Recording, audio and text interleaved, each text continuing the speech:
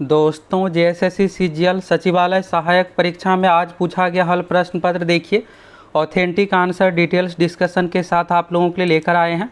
ये जो आंसर की है दोस्तों पेपर 3 का आंसर की है, और आप में से जो भी बिहार वाले स्टूडेंट हैं आप भी इस वीडियो को पूरा देख लीजिए, क्योंकि कुछ क्वेश्चन इस पे सचिवालय सहायक बिहार दरोगा में हूबहू रिपीट किया जा सकता है। तो चलिए यहाँ से फटाफट आप सभी आंसर मिलाइए, डिटेल्स डिस्कशन के साथ आप लोगों को बताने वाले हैं। ये रहा दोस्तों आपके सामने आज का पेपर, ये जो है पेपर 3 है। तो देखिएगा तो जेएसएससी में 3 पेपर यानी 3 पेपर की परीक्षा ली जाती है, और बिहार में देखिएगा तो इस तरह का पैटर्न नहीं है। तो चलिए यहाँ से आप सभी देखिए पूरा क्वेश्चन क्या कुछ है। ये जो है दोस्तों समान अध्ययन यानी कि मैथ, रीजनिंग, जीके, साइंस वाला पेपर है। पहला क्वेश्चन है, राज्यपाल द्वारा शपथ या प्रतिज्ञान लेने का प्रावधान भारतीय संविधान के किस अनुच्छेद में है। तो देखिए इस क्वेश्चन को आप अनुच्छेद से भी अलग कर सकते थे, क्योंकि देखिए 356 जो संबंधित है यहाँ पर राज्यों में राष्ट्रपति शासन से संबंधित है, और 72 देखिएगा तो यहाँ पर क्षमादान यानी राष्ट्रपति से रिलेटेड है। इसमें जो सही आंसर हो जाएगा अनुच्छेद 159। अनुच्छेद 159 के अनुसार राज्यपाल द्वारा शपथ या प्रतिज्ञान लेने का प्रावधान है, और राज्यपाल को शपथ कौन दिलाता है, तो संबंधित राज्य के उच्च न्यायालय के मुख्य न्यायाधीश। ये भी आपको ध्यान रखना है। अगला क्वेश्चन देखिए, बहुत अच्छा क्वेश्चन, इसका सही आंसर क्या होगा आप सभी कमेंट करके जरूर बताइए। देखिए यहाँ पर है 11वां मौलिक कर्तव्य किस संवैधानिक संशोधन द्वारा जोड़ा गया। देखिए मौलिक कर्तव्य मूल संविधान में नहीं था, ये जो है 42वां संविधान 1976 द्वारा संविधान में शामिल किया गया, लेकिन जब ये शामिल किया गया तो उसमें सिर्फ 10 मौलिक कर्तव्य था, और यहाँ पर जो पूछा जा रहा है 11वां, यानी एक जो 11वें नंबर का जो ऐड किया गया है, ये जो ऐड किया गया दोस्तों 86वां संविधान संशोधन 2002 द्वारा।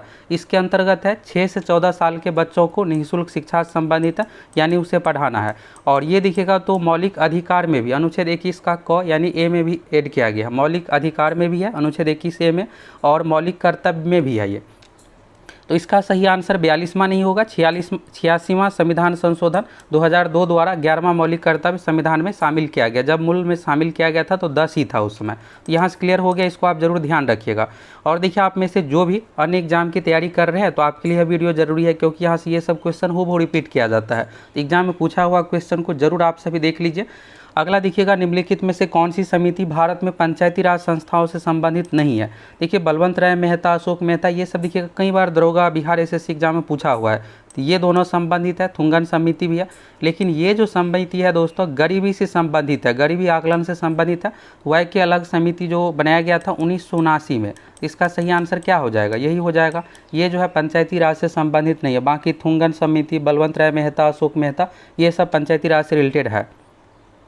चलिए अगला क्वेश्चन है, वर्तमान में कितने राज्यों में विधान परिषद है। देखिए अभी वर्तमान में टोटल 6 राज्यों में, जिसमें से बिहार है, उत्तर प्रदेश, महाराष्ट्र, आंध्र प्रदेश, तेलंगाना, कर्नाटक, इन 6 राज्यों में विधान परिषद है। तो सही आंसर क्या हो जाएगा, 6 हो जाएगा। अगला देखिए, लोकसभा भंग करने का अधिकार किसे है। देखिए लोकसभा भंग करने का जो अधिकार होता है राष्ट्रपति के पास ही है। संसद के दोनों सत्र को बुलाने का अधिकार, भंग करने का अधिकार, ये सब जो राष्ट्रपति के पास। तो सही आंसर क्या हो जाएगा, भारत के राष्ट्रपति।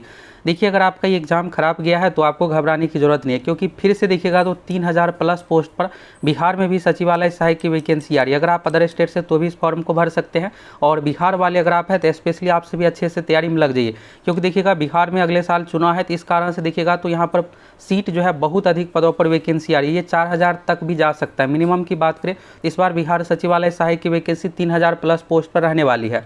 और इसमें देखिएगा पैटर्न बहुत अच्छा है, मैथ, रीजनिंग, जीके, साइंस है, और अगले 1.5-2 महीने में वैकेंसी आ जाएगी। देखिए रिजल्ट अगर आपको चाहिए तो अभी से आप सभी फुल प्रिपरेशन में लग जाइए। और एप्लीकेशन पर न्यू कोर्स शुरू हो गया है, तो आप सभी सक्सेस प्लैनेट एप्लीकेशन के साथ जुड़ करके अभी से बिहार सचिवालय सहायक की तैयारी में लग जाइए, क्योंकि जब वैकेंसी आएगी 2.5 से 3 महीने का समय मिलेगा। और इसमें देखिएगा रिजल्ट बहुत कम दिया जाता है, इतने हायर लेवल का, लेवल 7 वाला आपको जॉब मिलने वाला है। तो देर किस बात की, फटाफट अभी से तैयारी कीजिए। और हम आप लोगों को साथ में हर एक अपडेट भी देते हैं। तो आप अगर पहली बार चैनल पर आए हैं तो फटाफट चैनल के साथ जुड़ जाइए। अगला देखिएगा दोस्तों, क्वेश्चन है, भारत के संविधान की 7वीं अनुसूची के संघ सूची में। देखिए 7वीं अनुसूची में जो है संघ सूची, राज्य सूची, समवर्ती सूची है। तो इसमें पूछा गया संघ सूची के अंतर्गत कौन सा विषय आता है, यानी केंद्र से संबंधित कौन सा है। देखिए कृषि जो है राज्य सरकार के अंतर्गत है, ट्रेड यूनियन ये नहीं होगा। पहला ऑप्शन जो है खान से संबंधित, ये खान, तेल क्षेत्र, ये सब जो होता है केंद्र सरकार के अंतर्गत है। खनन ये सब संबंधित केंद्र सरकार से, यही सही आंसर इसका होगा। अगला देखिए, ग्लोबल इकोनॉमिक प्रोस्पेक्टस, यानी देखिएगा यहाँ पर तो ग्लोबल इकोनॉमिक प्रोस्पेक्टस रिपोर्ट कौन प्रकाशित करता है। तो इसको आउटलुक भी कहा जाता है, एक ही चीज़ है, प्रोस्पेक्टस बोलिए या आउटलुक बोलिए, जो भी चीज़ है। ये जो हो जाएगा अंतर्राष्ट्रीय मुद्रा कोष IMF द्वारा जारी किया जाता है। तो इसका सही आंसर क्या हो जाएगा, IMF अंतर्राष्ट्रीय मुद्रा कोष। अगला देखिए यहाँ पर निम्नलिखित में से कौन सा देश काला सागर यानी ब्लैक सी से सीमा साझा नहीं करता है। इसमें से देखिएगा यूक्रेन, रोमानिया, बुल्गारिया तीनों साझा करता है, मोल्दोवा साझा नहीं करता है। तो साझा नहीं पूछा गया था इसमें। आगे देखिए साइंस का भी क्वेश्चन है, साइंस का भी अच्छे लेवल का क्वेश्चन पूछा गया, तो इसलिए आप सभी पूरा वीडियो देखिए। अगला देखिएगा निम्नलिखित में से कौन सा सही मिलान नहीं है। देखिए ये जो भी नाम है ना, कई बार दरोगा बिहार SSC में पूछा हुआ क्वेश्चन है। देखिए हुमायूं नामा का गुलबदन बेगम, ये तो बेसिक था, ये आपको बन ही गया होगा। अगला देखिएगा किताबुल रेहला, रेहला पुस्तक जो इब्न बतूता का, इब्न बतूता मोरक्को देश से आया था। पादशाह नामा, ये देखिएगा 2020 दरोगा PT में पूछा हुआ क्वेश्चन, अब्दुल हामिद लाहौरी, ये भी सही है।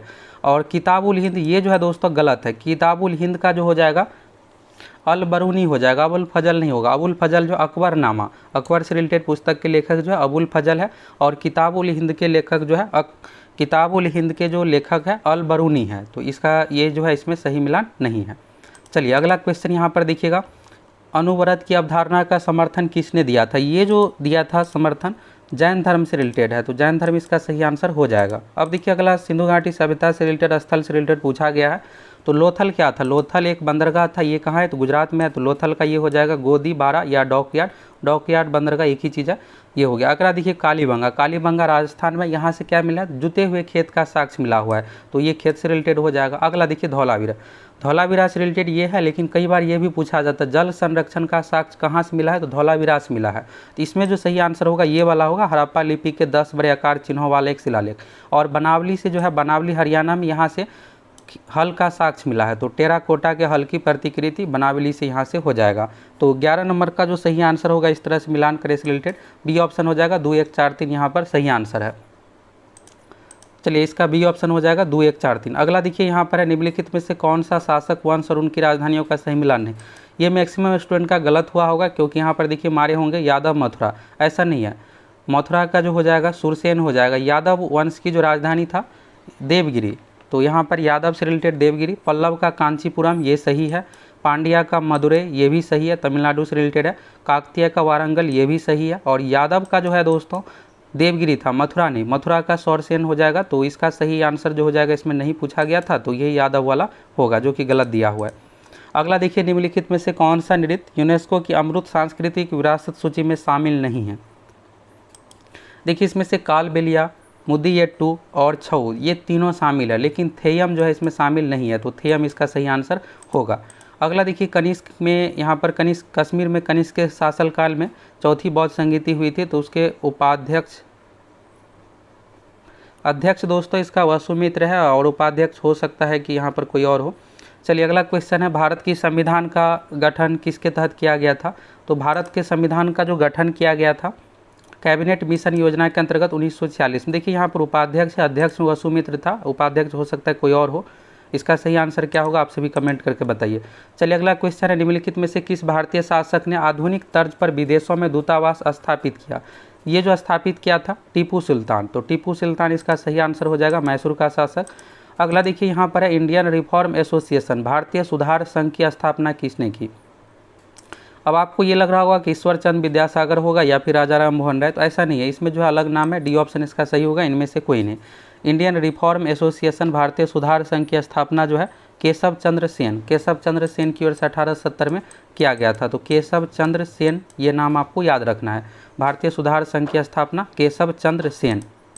चलिए अगला क्वेश्चन है यहाँ पर, निम्नलिखित में से किसने अप्रैल 1930 में नमक कानून तोड़ने के लिए मालाबार तट पर मार्च का आयोजन किया था। इसका आंसर सी राजगोपालाचारी नहीं होगा, ये आंसर होगा के केलप्पन होगा। मालाबार तट यहाँ पर पूछा गया है, तो के केलप्पन यहाँ पर नमक कानून को तोड़ा था 1930 में।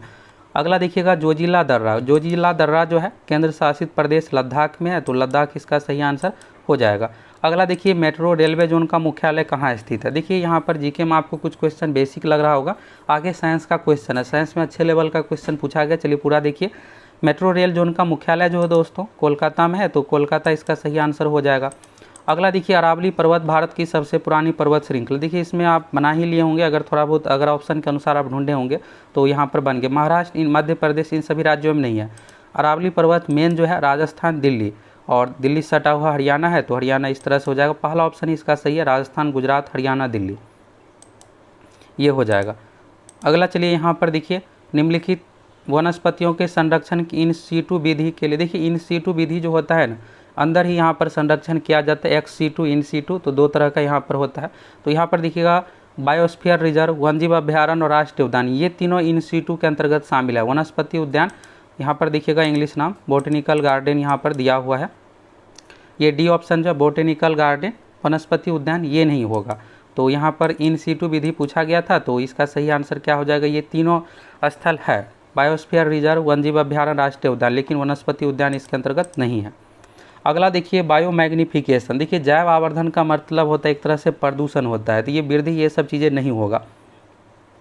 खाद्य श्रृंखला में किसी प्रदूषक की कॉन्सेंट्रेशन, सांद्रता में वृद्धि, तो यहाँ पर एक तरह से प्रदूषण से रिलेटेड होता है। बायोमैग्निफिकेशन एक तरह से खराब चीज़ है, तो खाद्य श्रृंखला में किसी प्रदूषक की कॉन्सेंट्रेशन, सांद्रता में वृद्धि, ये ऑप्शन सही है। अगला देखिए निम्नलिखित में से कौन सा जल निकायों के न्यूट्रिफिकेशन संबंधित नहीं है, तो इसमें देखिए घुलित ऑक्सीजन में वृद्धि, देखिए पानी में जितना अधिक ऑक्सीजन होगा उतना सही जल होता है, तो ये दोनों यहाँ पर जो है इसमें संबंधित है, लेकिन इसमें नहीं पूछा गया है, तो घुलित ऑक्सीजन में वृद्धि ये जो है नहीं होगा। डी सही ना आंसर नहीं होगा, क्योंकि ये दो ऑप्शन तो है लेकिन घुलित ऑक्सीजन में वृद्धि इससे संबंधित नहीं है, तो इसलिए डी नहीं होकर के सी इसका सही आंसर होगा। अगला देखिए, किसी उत्पाद के बाजार मूल्य पर पहुंचने के लिए उत्पाद की कारक लागत में निम्नलिखित में से क्या जोड़ा जाता है, तो कुल सब यहाँ पर जो होगा सभी अप्रत्यक्ष कर यानी इनडायरेक्ट टैक्स को जोड़ा जाता है, सब्सिडी नहीं होगा, ये होगा इनडायरेक्ट टैक्स। चलिए अगला क्वेश्चन है, निम्नलिखित में से कौन सी घटना सबसे पहले हुई थी, तो देखिए यहाँ पर अलग अलग डेट के अनुसार आपको पता होनी चाहिए तभी आप बना पाइएगा। तो 26 नंबर का जो इस तरह से हो जाएगा, यहाँ पर देखिएगा सबसे पहले क्या दिया हुआ है, एयर इंडिया का राष्ट्रीयकरण आप देखिएगा, तो यहाँ पर एयर इंडिया का जो राष्ट्रीयकरण हुआ था पंडित जवाहरलाल नेहरू की ओर से किया गया था 1953 में, और स्टेट बैंक का राष्ट्रीयकरण हो जाएगा 1 जुलाई 1955। इसके बाद देखिएगा यहाँ पर बैंकिंग अधिनियम जो हो जाएगा 1949, और इसके बाद है बीमा कंपनियों का राष्ट्रीयकरण, तो बीमा से रिलेटेड जो हो जाएगा 1956। तो अब पूछा गया है कि सबसे पहले क्या घटना हुई थी, तो सबसे पहले इसमें सी हो जाएगा बैंकिंग विनियमन अधिनियम का अधिनियम एक्ट, ये लगाया गया था 1949 में। और देखिएगा एसबीआई 1 जुलाई 1955, एयर इंडिया का राष्ट्रीयकरण 1953 में, बीमा कंपनियों का राष्ट्रीयकरण 1956 में, तो सी ऑप्शन इसका सही हो जाएगा। चलिए अगला क्वेश्चन है, यदि आरबीआई कैश रिजर्व अनुपात कम करता है तो ऋण सृजन पर क्या प्रभाव पड़ेगा। देखिए कैश रिजर्व अनुपात यानी CRR, कैश रिजर्व रेशियो अगर कम करता है तो उस कंडीशन में क्या होता है, ऋण सृजन यानी लोन से संबंधित जो है ये बढ़ेगा, तो सी ऑप्शन इसका सही हो जाएगा, बढ़ेगा। चलिए अगला क्वेश्चन यहाँ पर है, भारत में गरीबी का अनुमान लगाने के लिए निम्नलिखित में से किसका उपयोग किया जाता है। देखिए भारत में गरीबी का अनुमान लगाने के लिए जो प्रयोग किया जाता है, देखिए यहाँ पर उपभोग व्यय ये तो होता है, लेकिन सबसे सटीक जो होता है कैलोरी सेवन, कैलोरी सेवन यानी लोगों को खाना पर्याप्त मिल रहा है कि नहीं, 2000 कैलोरी लोगों को चाहिए कम से कम यहाँ पर, तो उस अनुसार मिल रहा है यानी, तो ये इसमें से सबसे सटीक हो जाएगा गरीबी के अनुमान के लिए। अगला देखिए, निम्नलिखित में से कौन सा शहर यूनेस्को विश्व शहर सांस्कृतिक मंच का हिस्सा बनने वाला पहला भारतीय शहर बन गया। ये अच्छा सा क्वेश्चन है, ये सब क्वेश्चन जो है हूबहू अगर बिहार दरोगा, बिहार SSC परीक्षा में पूछा जा सकता है, तो इसलिए ऐसे क्वेश्चन को बिल्कुल आप रट ही लीजिए। इसका सही आंसर क्या हो जाएगा, बेंगलुरु हो जाएगा। और देखिए दरोगा की वैकेंसी अगले 1.5-2 महीने में आ रही है। बिहार सचिवालय सहायक की भी 3000 प्लस पोस्ट पर वैकेंसी आ रही है, तो इसलिए अभी से आप सभी तैयारी में लग जाइए, ये मत सोचिए वैकेंसी, क्योंकि इस बार देखिएगा अगस्त 2025 से पहले सभी वैकेंसी को कंप्लीट करना। आप में से जो भी अदर स्टेट वाले वो भी इस फॉर्म को फिलअप कर सकते हैं। हम आप लोगों की फुल तैयारी के साथ साथ हर एक अपडेट भी देते हैं, तो अगर आप पहली बार चैनल पर आए हैं तो चैनल के साथ जुड़ जाइए, और फुल प्रिपरेशन अभी से आप सभी सिलेबस अनुसार न्यू पैटर्न के अनुसार करना चाहते हैं, तो आप सभी हमारे एप्लीकेशन सक्सेस प्लैनेट के साथ जुड़ करके अभी से तैयारी में लग जाइए, क्योंकि वैकेंसी 1.5-2 महीने में आ जाएगी। फिर जैसे ही वैकेंसी आएगी 2.5-3 महीने के अंदर परीक्षा होगी, और फिर आप कम समय में कैसे बेहतर तैयारी कर पाइएगा। फिर होगा क्या कि इतने अधिक पदों पर वैकेंसी आएगी और रिजल्ट ही नहीं हो पाएगा। और अगर आप इस बार चूक जाते हैं तो अगली बार से बिहार सचिवालय सहायक की बहाली BPSC यानी बिहार लोक सेवा आयोग के माध्यम से होगी, तो फिर क्या होगा, PT मेंस इंटरव्यू वाला पैटर्न, मेंस डिस्क्रिप्टिव देना पड़ेगा। तो अभी आपके सामने बेस्ट ऑप्शन है, इस बार बिहार SSC के माध्यम से ही CGL 4 की बहाली होगी, यानी बिहार SSC की बहाली, और नेक्स्ट टाइम BPSC से, इसलिए आप सभी इसी बार सिलेक्शन ले लीजिए, लेवल 7 वाला आपको जॉब मिल जाएगा। अगला देखिएगा, भारत की पहले स्वदेशी रूप से विकसित परमाणु सक्षम पनडुब्बी का नाम क्या है। देखिए इसका जो हो जाएगा INS अरिहंत हो जाएगा, अरिहंत फर्स्ट ऑप्शन ये सही आंसर है। देखिए अगला क्वेश्चन है, ये आप ऑप्शन के अनुसार भी बना सकते थे। ब्लैक लंग, लंग मतलब यहाँ पर फेफड़ा से रिलेटेड हो गया। लंग रोग किस लोगों में होता है? तो ये जो रोग होता है दोस्तों, जो कोयला खदान में काम करते हैं, कोयला खदान में यहाँ पर कोयला का कण जो भी है ये उड़ करके सांस के माध्यम से शरीर में आएगा, फिर क्या होता है फेफड़ा में ये जम जाता है। तो इससे होता क्या है कि फेफड़ा पूरी तरीके से काला हो जाता है। तो कोयला खदानों में काम करने वाले लोगों को ये होगा। और चलिए यहाँ से ये हो गया। अगला क्वेश्चन देखिए, निम्नलिखित में से कौन शरीर की सबसे बड़ी अंतःस्रावी ग्रंथि? देखिए ग्रंथि दो तरह का है, एक अंतःस्रावी, दूसरा बृहस्रावी। बृहस्रावी में यकृत होता है, वैसे यकृत तो ऑप्शन में था ही नहीं, तो इसमें आपको कोई कन्फ्यूजन होगा ही नहीं। तो सबसे बड़ी अंतःस्रावी ग्रंथि जो है थायराइड ग्रंथि है, तो थायराइड इसका सही आंसर हो जाएगा। अगला देखिए सिनकोना। देखिए सिनकोना जो है यहाँ पर छाल से प्राप्त किया जाता है, ये तो आपको याद ही होगा, फेमस क्वेश्चन है। और ये किसके लिए किया जाता है? तो मलेरिया रोग के उपचार के लिए कुनैन नामक दवा बनाया जाता है सिनकोना पेड़ के छाल से। तो छाल होगा, फल के बाहरी आवरण ये सब नहीं होगा, सीधा छाल इसका आंसर होगा। अगला देखिएगा यहाँ पर, और देखिए यहाँ से देखिएगा तो अर्जुन पौधे का जो है छाल का ही प्रयोग करते हैं, इसी तरह से दालचीनी में छाल का ही प्रयोग किया जाता है, तो ये छाल ही होगा इसका आंसर। अगला देखिए यहाँ पर, नेत्रदान में आँख के किस भाग का प्रत्यारोपण किया जाता है? नेत्रदान में पूरे आँख का यहाँ पर प्रत्यारोपण नहीं किया जाता, सिर्फ जो है यहाँ पर कॉर्निया का प्रत्यारोपण किया जाता है। तो इसका सही आंसर क्या हो जाएगा? कॉर्निया हो जाएगा। अगला देखिए, एक हाइबरनेटिंग मेढक। देखिए आप सोच रहे होंगे ये हाइबरनेटिंग क्या है, कोई मेढक की प्रजाति? ऐसा नहीं है। हाइबरनेटिंग का मतलब ये होता है, देखिएगा मेढक ये सब जो है जैसे ठंड के समय है, तो इन समय में अपने बॉडी को क्या करते हैं उस अनुसार ढाल लेते हैं कि उसको कम एनर्जी की आवश्यकता हो। और जब यहाँ पर ठंड हो या फिर जब खाना ये सब भोजन नहीं मिल पाता है, तो उस कंडीशन में अपने बॉडी को इस अनुसार ये कर लेते हैं कि जिससे उसको कम एनर्जी की आवश्यकता हो। तो कम एनर्जी यहाँ पर देखिए, मुंह, फेफड़ा, इन सभी चीज़ों से सांस लेंगे तो क्या होगा, यहाँ पर ज़्यादा एनर्जी की आवश्यकता होगा। तो उस कंडीशन में मेढक क्या करते हैं, त्वचा से सांस लेते हैं। ये गाल ये नहीं होगा, त्वचा ही इसका सही आंसर होगा, स्किन से सांस लेते हैं। तो हाइबरनेटिंग का मतलब यही होता है, मेढक या ऐसे बहुत सारे जीव है जो कम एनर्जी का प्रयोग करते हैं। तो कम एनर्जी के लिए यहाँ पर अलग तरीके से अपना प्रक्रिया अपनाते हैं, फिर उस होता क्या है कि एनर्जी की कम आवश्यकता होती है। त्वचा इसका सही आंसर हो जाएगा। अगला देखिए, यहाँ पर कई पक्षियों की मधुर ध्वनि उसकी छाती के भीतर गहरे दबे एक रहस्यमयी अंग से आती है। पक्षियों के ऐसे स्वर बक्से को क्या कहा जाता है? तो देखिए ये लैरिक्स नहीं होगा, इसका जो सही आंसर होगा सरिंक्स होगा। यहाँ पर इंग्लिश में देखिएगा तो इस तरह से ऑप्शन दिया हुआ है, सरिंक्स यही होगा, सरिंक्स जो बी ऑप्शन में दिया हुआ है। इंग्लिश का पूरा क्वेश्चन देखना चाहते हैं तो यहाँ से देख लीजिए,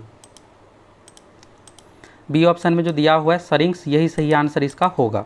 चलिए अगला क्वेश्चन है, सिलिका जेल युक्त एक छोटा पाउच अक्सर गोली या पाउडर के रूप में दवा की बोतलों में पाया जाता है, क्योंकि सिलिका जेल। देखिए यहाँ पर आप देखिएगा जैसे इलेक्ट्रॉनिक सामान ही आप कुछ भी लीजिएगा, जैसे लैपटॉप या कोई भी चीज़ लेते हैं तो उसमें देखिएगा एक यहाँ पर सिलिका जेल युक्त एक छोटा पाउच होता है। तो ये इसलिए रहता है कि उसमें नमी की मात्रा ना आए, और नमी आएगा तो फिर क्या होगा कि दवा या जो भी चीज़ है खराब होने का डर रहता है, तो नमी को अवशोषित करता है। सी ऑप्शन, ये बैक्टीरिया को मारने का काम नहीं होता है, मेन होता है नमी को अवशोषित करता है।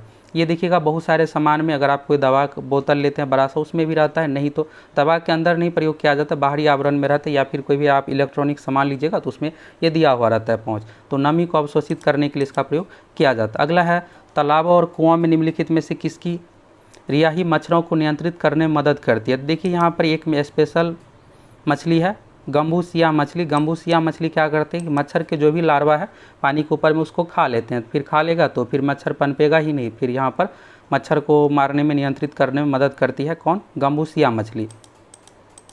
अगला देखिएगा यहाँ पर डोडो। डोडो का यहाँ पर वैज्ञानिक नाम दिया हुआ है राफस कुकुलाटस, एक उड़ान रहित पक्षी है। डोडो, शतुरमुर्ग और इसके बाद देखिएगा एमू, ये सब पक्षी जो है, कीवी, उड़ान रहित पक्षी यानी उड़ नहीं सकता है, तो एक उड़ान रहित पक्षी है। आयुष्मान के अनुसार इसे किस श्रेणी में वर्गीकृत किया गया? ये देखिए अभी पृथ्वी पर उपलब्ध नहीं है। डोडो जो है पृथ्वी पर से विलुप्त हो गया है, तो विलुप्त के कैटेगरी में जो पृथ्वी पर से विलुप्त हो गया है, जो दुर्लभ यानी कभी कभी दिखाई पड़ता है, लुप्त प्राय जो लुप्त होने के कंडीशन में है, तो ये विलुप्त हो गया पृथ्वी से, तो यहाँ पर विलुप्त इसका सही आंसर होगा। अगला देखिएगा सब्जियों और फलों में, और इसके बाद देखिएगा डायनासोर हो गया, डोडो पक्षी, ये सब पृथ्वी से विलुप्त हो गया। अगला देखिएगा सब्जियां और फलों में लाल, गुलाबी, नीले और बैगनी रंग मुख्य रूप से किस वर्णक से आता है? तो देखिए ये जो होता है एंथोसाइनिन के कारण से, एंथोसाइनिन इसका सही आंसर हो जाएगा। अगला देखिएगा पीतल की हवा की उपस्थिति में किस गैस के कारण विरंजित हो जाता है? तो पीतल जो है हवा की उपस्थिति में हाइड्रोजन सल्फाइड यानी H2S के कारण से अभिक्रिया करके जो होता है विरंजित हो जाता है, तो यहाँ पर H2S इसका सही आंसर होगा, हाइड्रोजन सल्फाइड। देखिए ये क्वेश्चन आपको अब लग रहा होगा कि ये क्या है, तो देखिए ये पोषक तत्व से रिलेटेड है। श्रेया ने 6 आवश्यक पोषक तत्वों को 2 श्रेणियों में वर्गीकृत किया। देखिए ऐसे क्वेश्चन एग्जाम में नहीं बनता है, तो आपको घबराने की जरूरत नहीं है, क्योंकि ये देखिएगा तो इस तरह का क्वेश्चन जनरल कंपटीशन के लिए पढ़ते नहीं है। तो ऐसे कुछ क्वेश्चन एग्जाम में रहता है जो आपको बिल्कुल भी नहीं बनेगा, ऐसे क्वेश्चन आप कभी पढ़े ही नहीं रहिएगा। यहाँ पर देखिएगा ये दोनों नाम बिल्कुल सिमिलर है। यहाँ पर एक में क्या होता है, MAC होता है, माइक्रो न्यूट्रिएंट्स होता है, एक में होता है MIC। इधर जो दिया हुआ है MIC वाला दिया हुआ, इधर जो दिया हुआ है MAC वाला दिया हुआ है। इसके अंतर्गत दोस्तों कार्बोहाइड्रेट, प्रोटीन और वसा यानी फैट होता है। तो पानी जो है यहाँ पर दिया हुआ ये नहीं होगा। और यहाँ पर जो मैक्रो न्यूट्रिएंट में वसा जो दिया हुआ वसा यहाँ पर नहीं होगा, इसमें हो जाएगा पानी, विटामिन, खनिज। इसमें गलत कौन सा है, तो वसा हो जाएगा, पानी ऑप्शन में नहीं दिया हुआ है। तो पानी अगर रहता तो यहाँ पर एक से अधिक होता, तो यहाँ पर वसा ऑप्शन में है, तो इसलिए वसा के साथ जाएंगे। देखिए यहाँ पर इंग्लिश में देखिएगा तो यहाँ पर स्पेलिंग में थोड़ा सा यहाँ पर डिफरेंट है, बस एक में है MAC, एक में है MIC, मैक्रो न्यूट्रिएंट्स। इसके अंतर्गत क्या होता है, कार्बोहाइड्रेट, प्रोटीन और फैट होता है। तो यहाँ पर फैट होना चाहिए था, फिर इधर हो जाता है वाटर, विटामिन, मिनरल्स। तो यहाँ पर फैट दिया हुआ है ऑप्शन में, तो इसलिए फैट यहाँ पर रॉन्ग दिया हुआ है। तो कहा गया है कि इसमें से कौन सा गलत सजाया गया है, तो इसमें से गलत जो वर्गीकरण है, यहाँ पर वाटर नहीं हो करके फैट यानी वसा होता, तो यहाँ पर वसा इसका सही आंसर हो जाएगा। चलिए अगला क्वेश्चन है, यहाँ पर पौधे का कौन सा भाग हमें केसर देता है। तो केसर देखिए बहुत ज़्यादा यहाँ पर महंगा है। तो केसर जो है, भारत की बात करें तो भारत में कश्मीर राज्य में इसका उत्पादन किया जाता है। तो केसर जो है वर्तिकाग्र यानी एस्टिग्मा से प्राप्त किया जाता है। एस्टिग्मा, पौधे के एस्टिग्मा, यहाँ पर इंग्लिश में एस्टिग्मा ही नाम है। तो वर्तिकाग्र से हमें केसर प्राप्त होता है। अगला देखिएगा यहाँ पर निम्नलिखित में से किस तत्व के लवण आतिशबाजी को रंग प्रदान करता है। आतिशबाजी यानी पटाखे में, तो पटाखे में जो प्रयोग किया जाता है दोस्तों, 2 चीज़, एक होता है स्ट्रॉन्शियम, दूसरा होता है बेरियम। स्ट्रॉन्शियम के कारण से क्या होता है पटाखे का, बेरियम के कारण से होता है हरा रंग यानी ग्रीन रंग, और स्ट्रॉन्शियम के कारण से रेड रंग में प्राप्त होता है। तो स्ट्रॉन्शियम ये भी कई बार पूछ दिया जाता है कि लाल चटक रंग का कारण क्या होता है, तो स्ट्रॉन्शियम होता है, और हरा रंग का कारण क्या होता है, तो बेरियम होता है। तो सी ऑप्शन सही हो जाएगा, स्ट्रॉन्शियम और बेरियम। अगला देखिए यहाँ पर क्यूरी बिंदु वह तापमान है जिस पर, देखिए यहाँ पर रेडियोधर्मिता का इकाई है क्यूरी, लेकिन यहाँ पर ये नहीं होगा पदार्थ रेडियोधर्मी हो जाता है, ऐसा नहीं है। एक धातु चुंबकीय गुण खो देता है, तो यहाँ पर क्यूरी ताप बिंदु यहाँ से पार करेगा तो जो भी चुंबकीय गुण है ये खो देगा। तो एक धातु चुंबकीय गुण खो देता है, ये हो जाएगा। चलिए अगला क्वेश्चन है, एंटासिड के रूप में किस क्षार का उपयोग किया जाता है। एंटासिड जैसे यहाँ पर पेट में गैस, ये सब चीज़ों को रोकने के लिए जो प्रयोग किया जाता है इसको एंटासिड कहा जाता है। तो एंटासिड जैसे अगर आप पेंटॉप ये सब दवा खाइएगा तो उसमें मैग्नीशियम हाइड्रोक्साइड मिला हुआ रहता है। कैल्शियम हाइड्रोक्साइड बहुत ज़्यादा पावरफुल हो गया, ये दवा में यूज नहीं किया जाता। दवा में जो यूज किया जाता है दोस्तों मैग्नीशियम हाइड्रोक्साइड का प्रयोग किया जाता है। तो MgOH का ट्वाइस मैग्नीशियम हाइड्रोक्साइड का सूत्र है, ये इसका सही आंसर हो जाएगा। अगला देखिए, पेट्रोल की गुणवत्ता किस में व्यक्त की जाती है। तो पेट्रोल की गुणवत्ता जो व्यक्त की जाती है ऑक्टेन नंबर से, और डीजल की गुणवत्ता सीटोन नंबर से। तो ऑक्टेन नंबर इसका सही आंसर हो जाएगा। अगला देखिए, फलों के रस के संस्करण के लिए निम्नलिखित में से किसका उपयोग किया जाता है। तो फलों के रस के संस्करण के लिए जो प्रयोग किया जाता है सोडियम बेंजोएट। ये फलों नहीं, जितने भी तरह का देखिए फलों का रस हो गया या फिर जो भी फल है तो उस पर जो छिड़काव किया जाता है सोडियम बेंजोएट का। जितने भी तरह की लॉन्ग टाइम की चीज़ें रखने के लिए प्रयोग किया जाता है उसमें सब में सोडियम बेंजोएट का प्रयोग किया जाता है, जिससे जल्दी ये खराब ना हो। अगला देखिएगा, निम्नलिखित में से किस यौगिक का उपयोग अग्निरोधक कपड़े बनाने के लिए किया जाता है। तो अग्निशमक में देखिएगा कार्बन डाइऑक्साइड, कार्बन टेट्राक्लोराइड ये सब है, लेकिन यहाँ पर वस्त्र कपड़ा पूछा गया है तो एल्युमिनियम सल्फेट का प्रयोग अग्निरोधक कपड़े बनाने के लिए किया जाता है, जिससे इसमें जल्दी आग ना पकड़े। और अगला ये देखिए, यहाँ पर चूहे के जहर में निम्नलिखित में से किसका उपयोग किया जाता है। देखिए चूहे के जहर में जो प्रयोग किया जाता है जिंक फॉस्फाइड का प्रयोग किया जाता है। फॉस्फाइड ये जो है मानव शरीर के जाने के अंदर, यहाँ पर देखिएगा चूहे से रिलेटेड है, तो चूहे के पेट में जैसे ही जाएगा तो ये जो है एक जहरीली गैस का निर्माण करता है, फॉस्फिन गैस। फॉस्फिन गैस बहुत जहरीली है, उसी के कारण से यहाँ पर डेथ होने का कारण है। तो चूहे के जहर में जिंक फॉस्फाइड का प्रयोग किया जाता है। तो इस तरह से देखिएगा दोस्तों, जीके, साइंस, करेंट अफेयर से रिलेटेड जो भी क्वेश्चन था यहाँ से कंप्लीट हो गया है। और यहाँ से देखिएगा तो अब जो क्वेश्चन है मैथ से रिलेटेड है, मैथ से यहाँ पर क्वेश्चन आपको दिख रहा है। इसके बाद देखिएगा यहाँ पर तो आगे रीजनिंग का क्वेश्चन है। तो अगर आप एग्ज़ाम नहीं दिए हैं तो यहाँ से वीडियो को रोक करके आप देख लीजिए कैसे क्या मैथ का क्वेश्चन पूछा गया है, और यहाँ से आपको समझ में आ जाएगा। वैसे देखिएगा तो इसमें एडवांस मैथ भी पूछा जाता है। एडवांस मैथ यानी त्रिकोणमिति, ज्यामिति, ये सब सिलेबस में दिया हुआ है। ये देखिएगा हाइट एंड डिस्टेंस से रिलेटेड सवाल है, और यहाँ पर ये क्षेत्रमिति से रिलेटेड सवाल हो गया। देखिए नेक्स्ट, और यहाँ से देखिएगा तो ये सब रीजनिंग का क्वेश्चन है। तो रीजनिंग का यहाँ से क्वेश्चन देखिए आप सभी बना करके वीडियो को रोक कर ली, आप सभी ट्राई कीजिए अगर आप एग्ज़ाम नहीं दिए हैं तो। और अगर आप एग्ज़ाम दिए हैं तो अगले वीडियो में दोस्तों आप लोगों को मैथ, रीजनिंग और जितने भी झारखंड जीके से रिलेटेड क्वेश्चन हैं सभी का इसी तरह से डिटेल्स डिस्कशन के साथ आंसर की लेकर आएंगे। फिर आप सभी मिला लीजिएगा आपका कितना क्वेश्चन सही होता है। और देखिए अगर आप एग्ज़ाम दे दिए हैं तो अब आप सभी बिहार सचिवालय सहायक और अन्य परीक्षाओं की तैयारी में लग जाइए, क्योंकि बिहार में भी सचिवालय सहायक की 3000 प्लस पोस्ट पर अगले 1.5-2 महीने के अंदर वैकेंसी आ रही है। तो अभी से आप सभी तैयारी कीजिएगा, तब तो आप रिजल्ट ले पाइएगा। और आप ये सोचिएगा कि जब वैकेंसी आएगी फिर तैयारी करेंगे तो फिर आपके पास ज़्यादा समय नहीं रहेगा, 1.5 से 2 महीने का समय मिलेगा। यहाँ पर देखिएगा ये सब जो क्वेश्चन है कंप्यूटर से रिलेटेड है। जैसे यहाँ पर देखिएगा यहाँ पर डेटा से related bit byte kilobyte यहाँ पर सजाना है आपको, ये यहाँ पर दिया हुआ है। इसके बाद देखिएगा यहाँ पर रैम क्या होता है, इसके बाद URL का फुल फॉर्म, ये कंप्यूटर से रिलेटेड है। और फिर इसके बाद देखिएगा तो 40 क्वेश्चन यहाँ पर झारखंड जीके से रिलेटेड पूछा गया है। भीम को यहाँ पर एप्लीकेशन किस संगठन द्वारा यहाँ पर लाया गया है, तो NPCI संबंधित है। तो यहाँ पर देखिएगा अलग अलग तरह का क्वेश्चन है, देख लीजिए।